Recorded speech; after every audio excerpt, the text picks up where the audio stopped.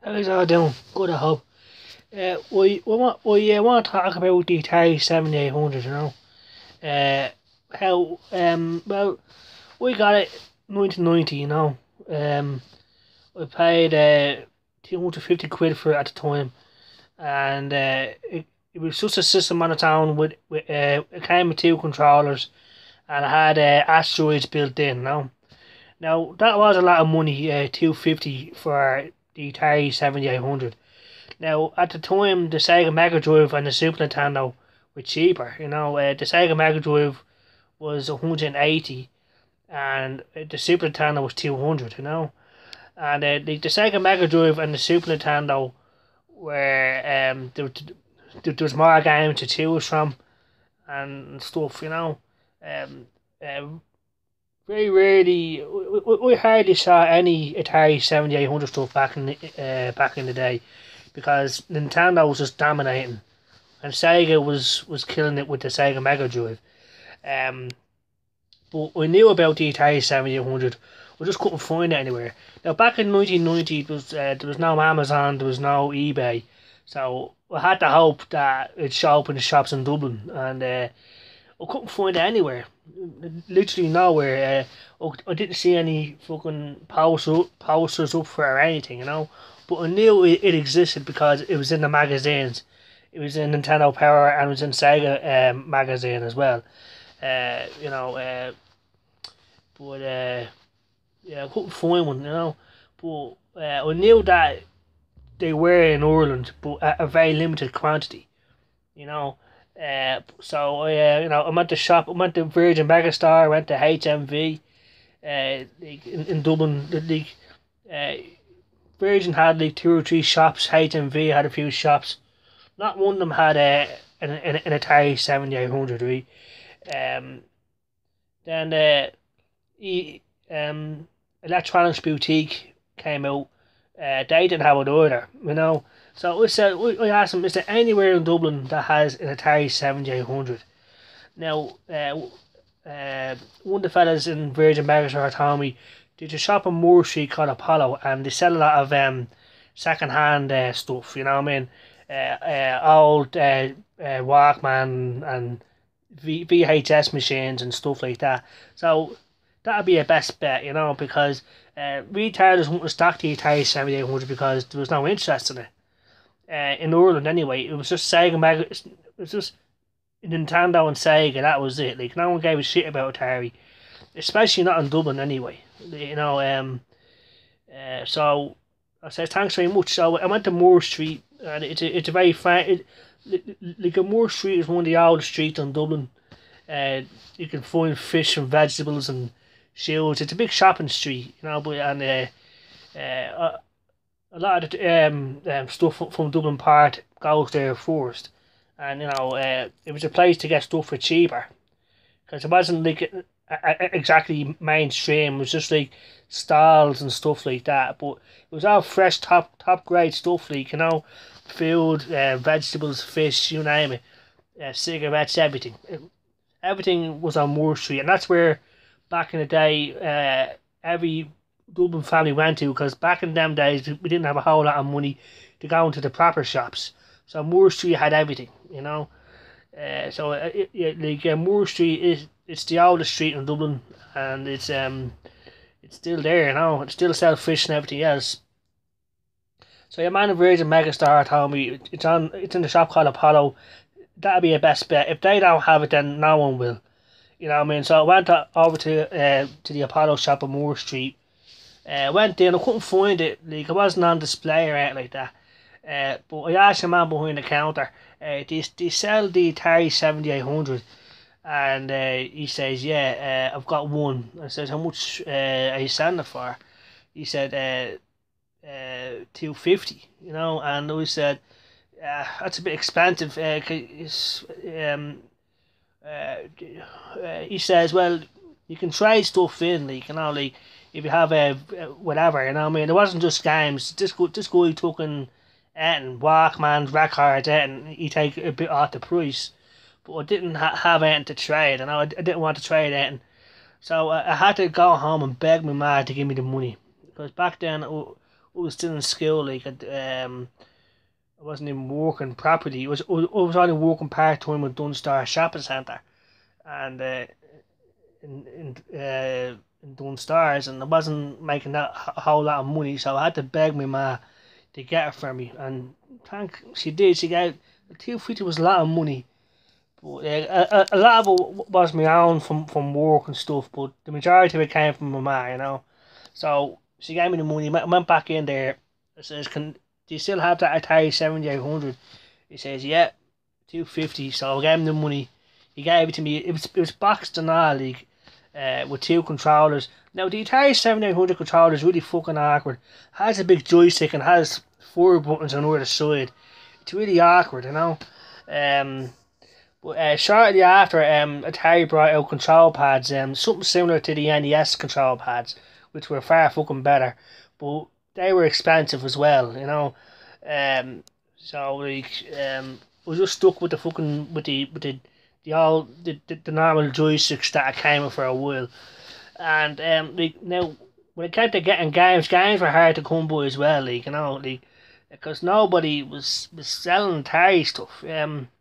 But eventually, I kept going to EB Games, Electronics Boutique, and Virgin Megastore. I finally started seeing some Atari stuff. Now, I should have waited, you know what I mean, because when the Atari 7800 finally did arrive in Virgin Megastore, it was only 200, you know, so I would have saved myself 50 quid if we just waited. But at the time, I didn't think the Atari I didn't think it was able to, I panicked, you know.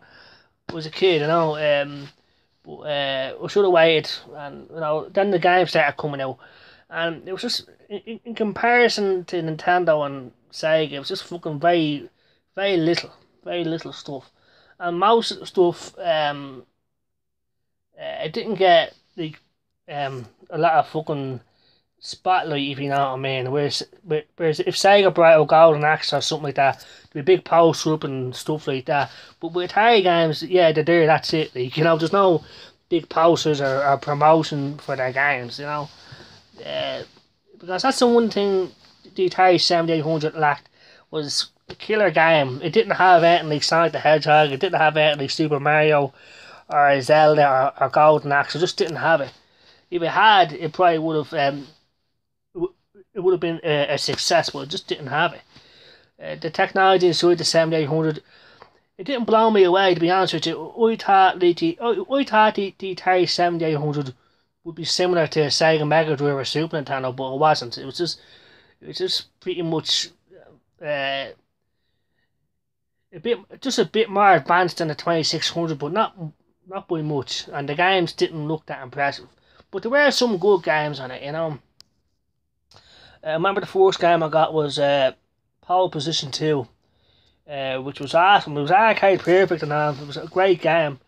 We played it a lot. It was great on the 7800. Then I got Choplifter. Now, Choplifter is another great game, in my opinion. You have to rescue fellas and bring them back to your base, and there's tanks and all out to shoot, kill you, you know. Pretty good. Ball Blazer is a good game, sort of like a futuristic football game, you know. Yeah. The 7800 version of Fatal Run, I got that next, you know, which is pretty cool. A lot of the 7800 games are just remakes of 2600 games. So most of them are with better graphics and stuff.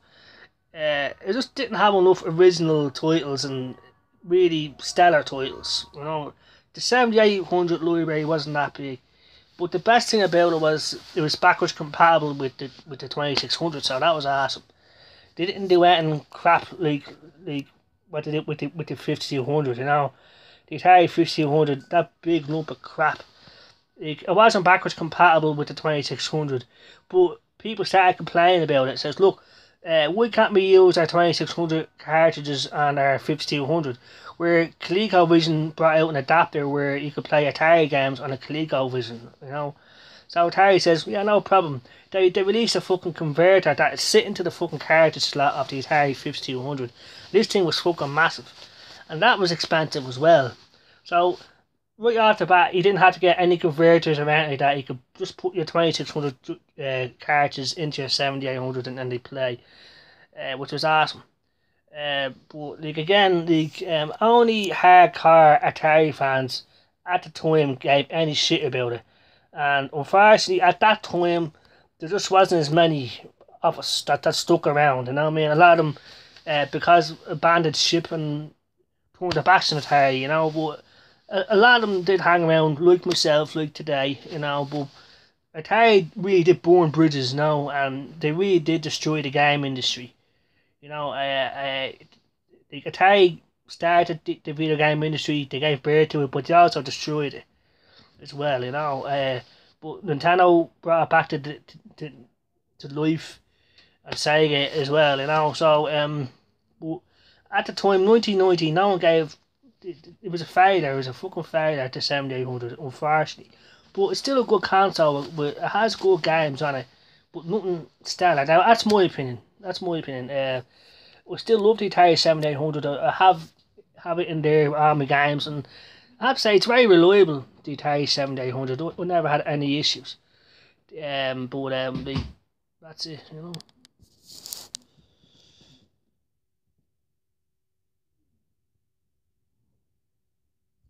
Yeah, yeah. So yeah, that's just a bit of a story there about the Atari 7800. Uh, it was a failure for Atari, and it didn't do well at all. Uh, which is a shame, I know. Then you had you know, the Atari Jaguar, the Atari Lynx. These were all failures as well. Unfortunately, I was hoping each time that Atari would be successful, but they just weren't. You know, the only console that did well for Atari was the 2600. Unfortunately, everything else they threw just failed. You know, but each time I was hoping, yeah, they do better this time, but they just got worse and worse. And you know, the third party developers said, "No, we're not going to make games for your system," because they knew they wouldn't make money back. The games wouldn't sell. The hardware that Atari was using wasn't up to wasn't we couldn't do. We just couldn't do the stuff that they wanted to do. So they stuck with Sega and Nintendo because that's a sure thing, you know. Whereas Atari, there's no point investing in a doing company, which is what Atari was. You know, they were bankrupt and got bought by Jack Tramiel, and he tried to turn Atari into a computer company to rival like Spectrum and Commodore and all that. You know, but that didn't work out either. You know, it's just unfortunate. You know, but like we stuck through thick and thin with Atari, and I'm still going to do so. So when the Atari VCS comes out, I hope it's a success. But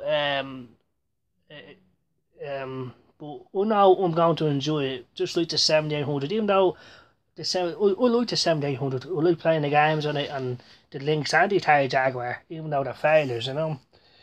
A lot of people wouldn't give two fucks about it. But that's my opinion, you know. Yeah. So now I had the opportunity to trade in my Atari 7800, but I didn't want it. You know what I mean? I wanted to keep it. You know what I mean? A lot of my friends said you should trade that in, John. You know what I mean? There's no point in hanging on to that fucking thing, you know, because it's not good. It's just not good, you know. But they couldn't understand why I liked the Atari 7800 so much. I just did. I liked the games that are on it, like, you know. But like I said, there wasn't a whole lot to choose from, you know. It's just a shame, like, you know. Um, yeah. So yeah, that's the Atari 7800. Um, and they call it that's in they call it the Atari 7800 Pro system. You know, the Atari thought if they gave them these fancy names, it'd draw more attention. But yeah, there was no one gave a shit about it. You know what I mean? And that's just the way it was. You know, when they like even before the Atari Jaguar came out in '93, even before it came out. Now, Atari did a lot of they brought out ads and everything for the Atari Jaguar, saying do the maths about the classroom, and it's 64-bit, do the math, it's more powerful. Ads out the ass, but it didn't help because of their past fucking blunders, unfortunately. That's just the way it is. Now, I'm sure there's a Atari fans out there watching this right now, saying, Jesus sake, you call yourself an Atari fan and you're saying, you're talking about their failures, and I'm just saying how it is, I wish that wasn't the case, but I still love these consoles all the same. I still have them. That's why I backed the Atari VCS day one, because I knew that it's gonna come out, it's gonna be awesome, because it's an Atari console, and that's why I want it. A lot of people don't understand that. Why they like them so much. They're a company that fucked up numerous times and fucked over consumers, which they did, But they also made a lot of great decisions, made a lot of great games, innovated arcades and video games as we know it. It's just as simple as that, So that's all I want to talk about. Yeah, yeah. So about 1992, we didn't see that was pretty much it for the Atari 7800. Right? I didn't see any more games around for, especially in Ireland, not in the shops anyway. Uh, and then we heard about the Atari Jaguar coming out in '93, and like I said, it was the complete opposite of the Atari 7800 in Ireland anyway. In the States, I say there was probably more advertisements, but in Ireland, when it came to the Atari 7800, the only way you'd know about it is if you had the magazines, if you had Sega magazine or Nintendo. There wasn't ads on posters on buses or cinemas or anything like that. It was all Nintendo and Sega, literally, But when the Atari Jaguar, there was ads everywhere. You know what I mean? The Atari Jaguar with the eyes and Jaguar writing and stuff like that. So yeah, but it didn't help matters. And 64-bit, it wasn't 64-bit. The games didn't look 64-bit. And that was expensive as well. And that was the problem with Atari stuff. They were overconfident. Atari, they thought they could sell anything for any price and people to buy it, And people did, but they were pissed off with it, you know what I mean? So we can understand people's reaction to the Atari VCS. It's way too fucking much for what you're getting, and that's probably true, but we don't care about the price, because I love Atari. I buy anything that has Atari on it. That's just me. Call me fucking easy if you want it. But I do understand when people say that's too over fucking price for what you're getting. What? The Atari VCS, yeah, looks nice, but pretty much you can do anything. I mean, anything that system can do, you can do already. You don't need the Atari VCS, which is true, but I want it because it's an Atari console. That's what, and I hope it's a success, I don't think it's going to be. I think it'll survive a year or two, and then people will forget about it. But that's good for me, because that means, the price of stuff will go down and the stuff will be really available, So, they're my opinions, Yeah, but I can understand people, that's way too fucking much. But I don't think so. 300, it's not that fucking bad. Now, if it was 700 then, that'd be fucking really expensive, Really, really, like the 3DO or something like that. If it came out at 700 then, that'd be fucking ridiculous, in my opinion. So, that's it. Thanks for watching if you're watching. And just want to make a quick video about that. So, take it easy and have a good day now.